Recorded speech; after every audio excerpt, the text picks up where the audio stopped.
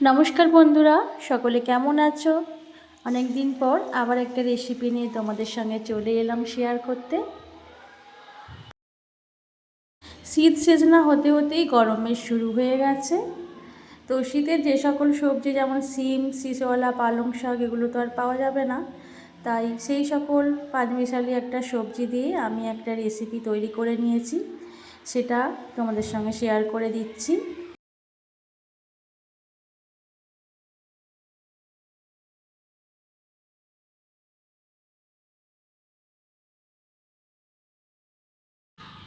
টুকরো করে রাখা সব সবজি আমি একে একে ভাজা করে নেব।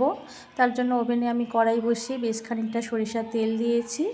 এখানে আমি ডুমো করে রাখা আলু, শিম, বেগুন, বাঁধাকপি এই সবজিগুলোকে আমি ভালো করে ভাজা করে নেব। আর ওদিকে আমি শীষওয়ালা পালং শাক নিয়েছি, লাউ শাক নিয়েছি, সেটাকে ধুয়ে বেছে ভালো করে আমি কেটে রেখে দিয়েছি। এবার একে একে এই সবজিগুলোকে ভেজে নেব।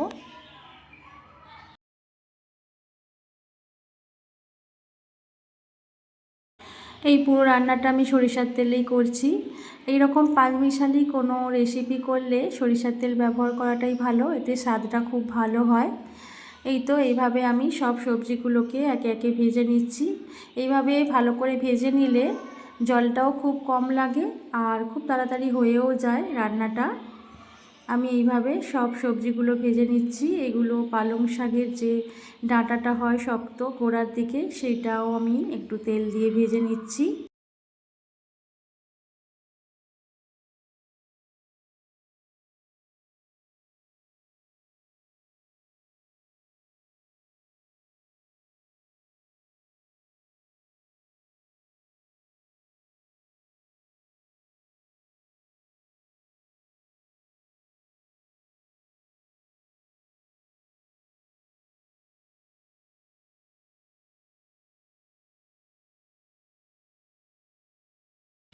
সব সবজি বেশ সুন্দর করে ভাজা হয়ে গেছে। যে তেলটা আগে দিয়েছিলাম ওই তেলেই সবজি ভাজা হয়ে গেছে। এবার আমি আরও একটু তেল দিয়ে দিলাম।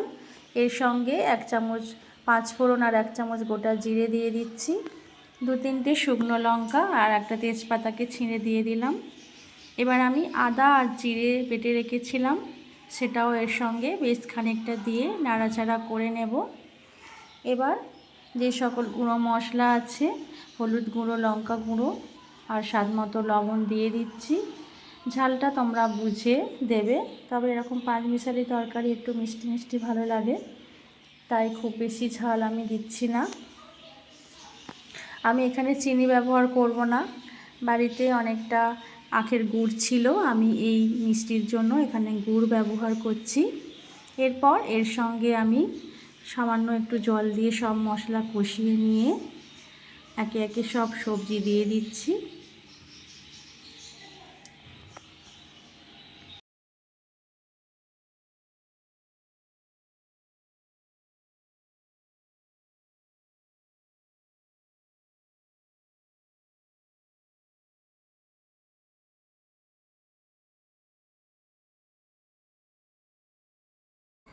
মশলার ওপর সব সবজি দিয়ে ভালো করে মশলার সঙ্গে সব সবজি মিশিয়ে নিলাম।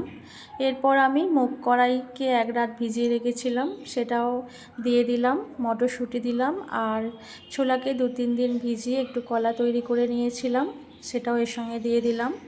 এই সবজির সঙ্গে এই কড়াইগুলো দিলে খুব সুন্দর স্বাদ হয়।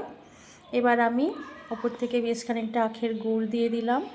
আর এই রান্নাটায় আমি খুব বেশি জল ব্যবহার করব না, কারণ শাক দেবো ওপর থেকে, শাক থেকে এমনিতেই জল বেরোয়, তাই খুব বেশি জল দেব না। মশলা ধোয়া একটু জল দিয়ে ঢাকা দিয়ে দিচ্ছি আর মাঝে মাঝে ঢাকা খুলে উল্টে পাল্টে দেবো।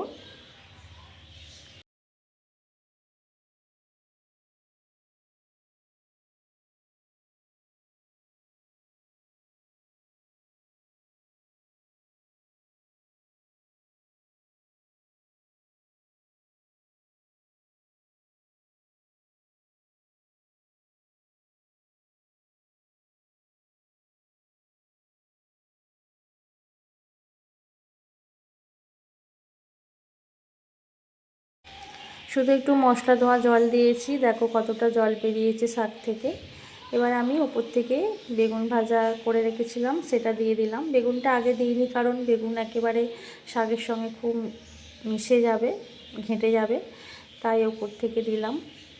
এবার আবার ঢাকা দিয়ে দিচ্ছি। এই রকমভাবে বারে বারে ঢাকা খুলে একবার করে উল্টে পাল্টে দিয়ে রান্নাটা আমি তৈরি করে নিচ্ছি। বেশ অনেকটা সময় ধরে ঢাকা দিয়ে দিয়ে আমি সবজিটা তৈরি করে নিয়েছি। এবার আমি একটা ভাজা মশলা তৈরি করে নিচ্ছি। গোটা জিরে, গোটা ধনে, শুকনো লঙ্কা আর গোটা গরম মশলাকে শুকনো খোলায় একটু ভাজা করে নিয়ে গুঁড়ো করে নেব। সবজিটা হয়ে গেলে ওপর থেকে এই মশলাটা দিয়ে পরিবেশন করে দেব।